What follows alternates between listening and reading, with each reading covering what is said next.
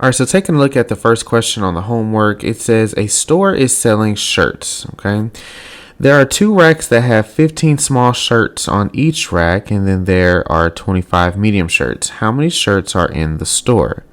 All right, so by looking at this question first, let's now read to pull out information. So we know that we're at a store, and we know that there are 2 racks that have 15 small shirts on what? Each rack. Okay, and then there are 25 medium shirts. So we have the small shirts, and then we have the medium shirts. All right, so by looking at this, we got to figure out, all we know is we have 15 times 2 on the small rack, and then we have 25 on the medium rack. So the first thing we got to do is identify how many small shirts do we actually have, like what's the actual number. So the way to do this is 15 times 2, and you can use standard algorithm to solve this. 15 times 2, I know that 5 times 2 is 10, and I'm going to write that here. Okay, now moving on. And I know that 2 times 1 is 2. Now remember, you put a 0 because we are done with our hundreds place. Our ones place, and we moved into the tens place. So we know that 10 plus 20 is 30. Okay, now that's how many small shirts we have. So how many small shirts do we have? We have 30. Now we have 25 medium shirts, but it's asking for how many shirts are there in all. So in order for us to figure this out, we have to do 25 plus 30, which in this case is medium, plus small.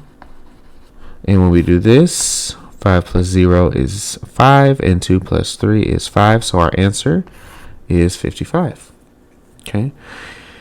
Now this question says, what number goes in the box to make the statement true? All right, so here we have a missing number.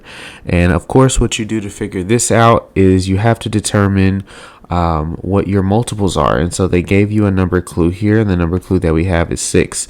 So we're going to draw our multiples of 6, and I'm just going to draw 6 dots. 1, 2, 3, 4, 5, 6. All right, so let's do our multiples of 6 until we get to this number here. 6, 12, 18, 19, 20, 21, 22, 23, 24, 24. Now, how many numbers is it that we have? We have 1, 2, 3, 4. So in this case, 4 times 6 is going to be equal to our total of 24. And I did that by using our multiples. All right. This question says a movie theater has 8 rows of seats. Each row has 5 seats. During the movie, there were 15 seats left empty. Which expression could be used to find the number of people who attended the movie? All right, so now let's pull information from what we just read.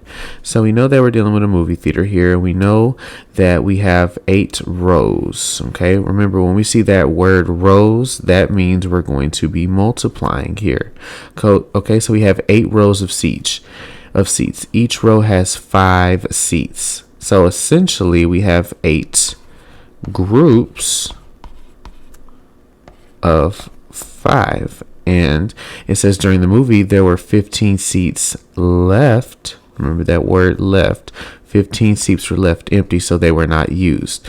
So another way of saying 8 groups of 5, as we know, especially with this word rows, that means we're going to be multiplying 8 times 5. Okay. Now we're not looking for an answer because it didn't ask us for a product or an answer to this expression.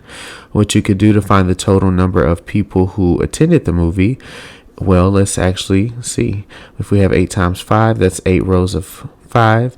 That means 15 seats were left empty, so 15 seats were not used. That does mean you would subtract. Okay, so the answer to this would be C, because these aren't used. However, out of these seats, 40 of them were used. So in this case, you would have to subtract to see how many are not. And the way to do that is you would subtract 40 minus 15. All right. Now this question asks you to record a video, and this question says Miss Smith had 45 disposable cups. Or Mr. Smith has 45 disposable cups. He placed the cups in 5 stacks. How many cups were in each stack? So the way that you would do this is you would read the pool. If I have 45 disposable cups. What is one thing that this just gave me? Okay, many of you will be tempted to multiply, but I just got a total, right? It says he placed the cups in 5 stacks. How many cups were in each, right? In each means you are going to divide. If you're looking for the number of each, that means, or in each group, you're going to divide. So essentially, we're looking for the number inside of each group. So we know that we will be dealing with 5 groups. So I can go ahead and do that now. 1, 2, 3, 4, 5. All right. I don't know what number goes here, or at least I don't know that yet. But I do know I have a total of 45. So essentially, I can go ahead and set this up as an equation. So I know that's going to be, if I use multiplication to solve division, I could do 5 times blank equals 45. And this is when you write your multiples of 5. So I can draw 5 dots. 1, 2, 3, 4, 5.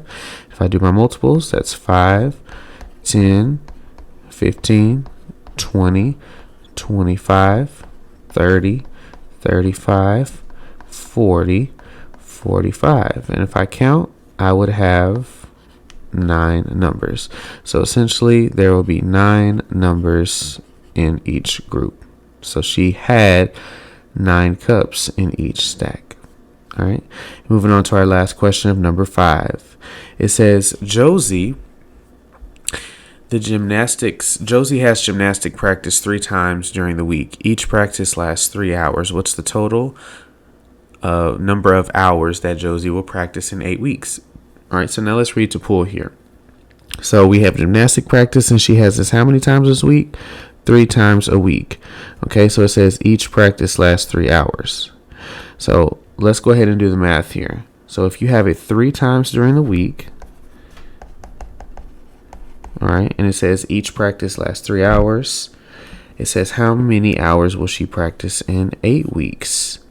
Okay, how many hours? So we're looking for the number of hours. So first things first, if we got 3 times practice here, that's how many times she practiced for 3 hours. All right, if you do the math here, you multiply that, that'll be 9, or 3 times 3, which will be 9 hours a week.